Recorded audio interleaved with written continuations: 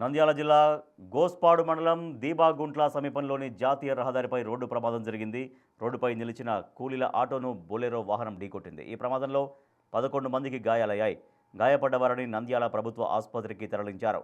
ఉల్లిగడ్డల లోడుతో వెళుతున్న బొలెరో అదుపు తప్పి కూలీలు ఉన్న ఆటోను ఢీకొట్టడంతో ప్రమాదం జరిగింది. ఈ ఘటనపై కేసు నమోదు చేసి దర్యాప్తు చేపట్టారు పోలీసులు.